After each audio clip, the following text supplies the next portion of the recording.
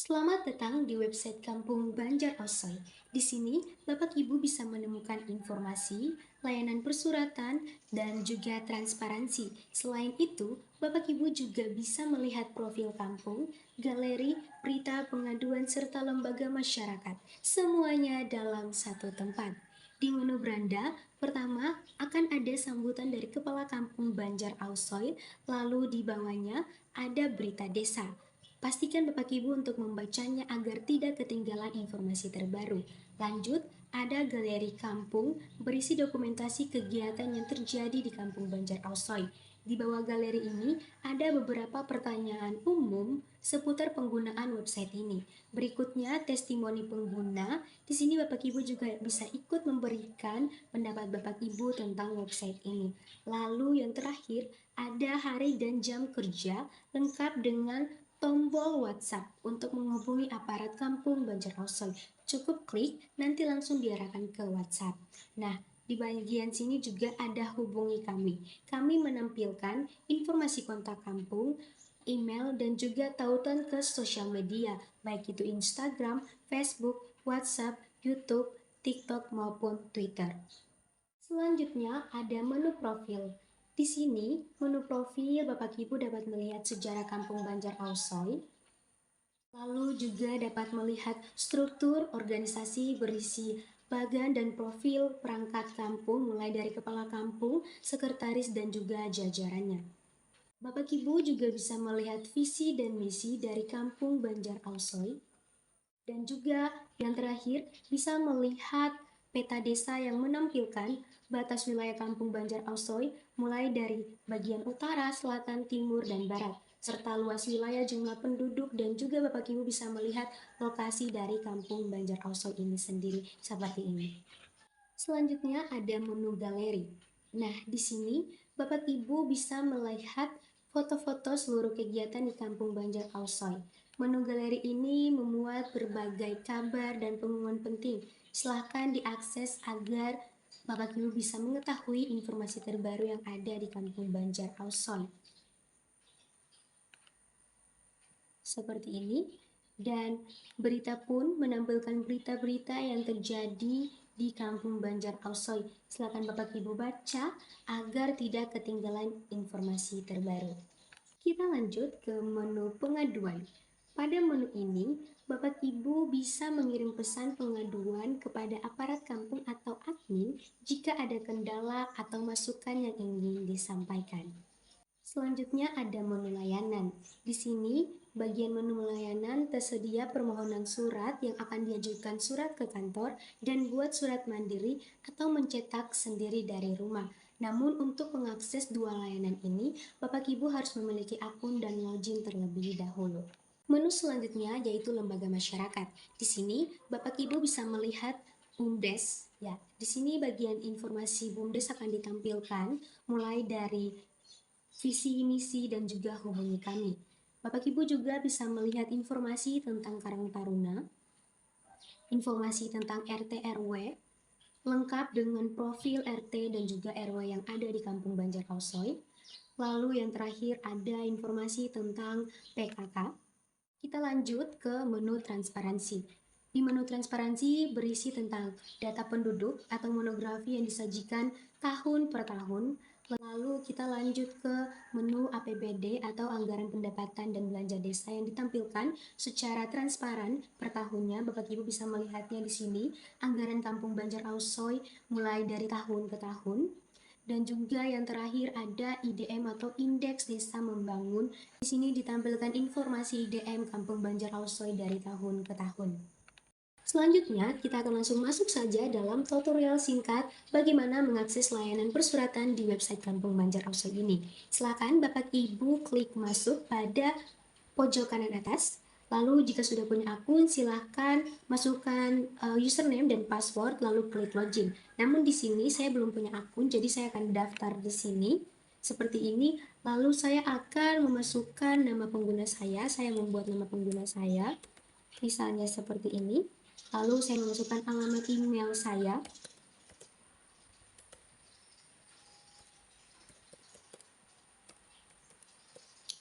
dan nomor telepon saya yang masih aktif, serta pada bagian nama desa, saya mengisi nama desa Kampung Banjar Arsai, dan silakan Bapak Ibu upload foto KTP Bapak Ibu, namun usahakan harus jelas ya Bapak Ibu.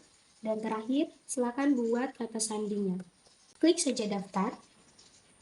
Nah, registrasi berhasil. Klik OK, dan secara otomatis akan kembali ke tampilan ini. Silakan Bapak Ibu masuk menggunakan username atau nama yang telah Bapak Ibu buat, lalu passwordnya pun seperti itu. Nah, jika Bapak Ibu klik login, maka akan secara otomatis masuk ke tampilan website sebagai warga Kampung Banjar Arsai. Namun di sini, bagaimana jika Bapak Ibu melupa password atau kata sandi yang Bapak Ibu buat sendiri? Tenang saja, Bapak Ibu tinggal arahkan ke sini atau klik di sini, klik lupa password ini. Lalu Bapak Ibu memasukkan alamat email yang tadi Bapak Ibu mendaftarkan diri, harus alamat email yang sama. Sesudah itu, Bapak Ibu klik minta token atau minta kode untuk membuat password baru. Nah, pada email Bapak Ibu akan dikirim reset password seperti ini.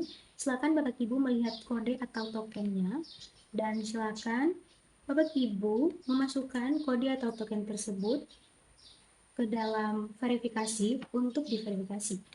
Setelah memasukkan token yang didapatkan dari email tadi, silakan tombol klik verifikasi ini diklik saja, dan secara otomatis akan diarahkan ke halaman untuk membuat password. Silakan Bapak Ibu membuat password baru dan usahakan password kali ini Bapak Ibu ingat dengan benar. Setelah itu tinggal klik ubah password dan juga login kembali dengan username dan password yang telah dibuat. Setelah berhasil, silakan Bapak Ibu mengakses kembali menu layanan.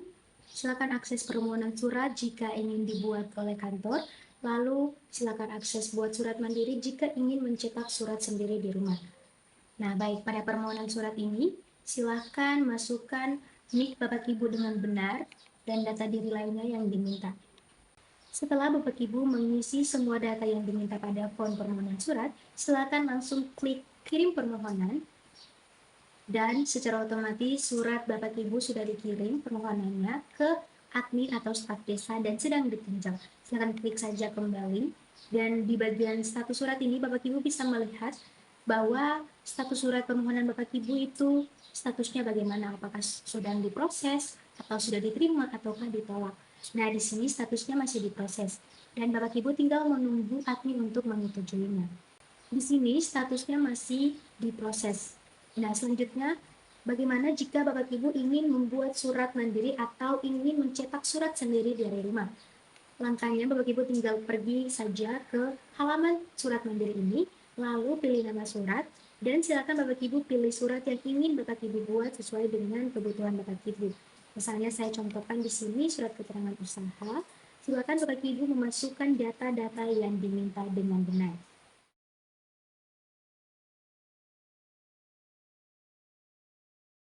Nah, setelah memasukkan data-data yang diminta, silakan Bapak Ibu pilih penandatangan surat. Di sini saya membutuhkan tanda tangan dari kepala desa. Dan saya mengklik kirim, maka surat saya berhasil dibuat. Saya pun kembali ke status surat dan melihat di sini, di bagian status surat mandiri sudah ada surat saya dengan status masih diproses atau menunggu admin menyetujuinya. Baik, Bapak Ibu, ini adalah tampilan status surat ketika sudah disetujui atau ditolak oleh admin. Di sini pada bagian status surat permohonan, kalau ditolak maka permohonannya akan muncul seperti ini di bagian status permohonan ditolak dengan tombol merah seperti ini. Silakan Bapak Ibu klik saja, dan di sini ternyata Bapak Ibu permohonannya ditolak karena foto KTP Bapak Ibu buram. Lalu bagaimana jika diterima? Ini adalah tampilan jika diterima, maka akan ada informasi bahwa silakan ambil surat Bapak Ibu di kantor. Nah, hal ini berlaku untuk status surat mandiri pun. Statusnya akan berubah ditolak atau diterima oleh admin. Jika ditolak, maka ada informasi kenapa ditolak. Lalu ketika diterima seperti ini, maka akan muncul icon print seperti ini. Silakan saja mengklik di bagian sini dan juga secara otomatis surat Bapak Ibu sudah dibuat. Dan pastikan data diri ini sudah lengkap dan benar sesuai dengan data diri Bapak Ibu dan kebutuhan Bapak Ibu. Kalau sudah, silakan Bapak Ibu klik more setting, lalu pilih paper size-nya itu menjadi A4 dan bisa mencentang header atau footer ini di bagian option ini. Bapak Ibu harus memastikan bahwa header dan footer di bagian option ini tidak tercentang seperti ini. Setelah itu, silakan Bapak Ibu klik print dan Bapak Ibu bisa langsung menyimpan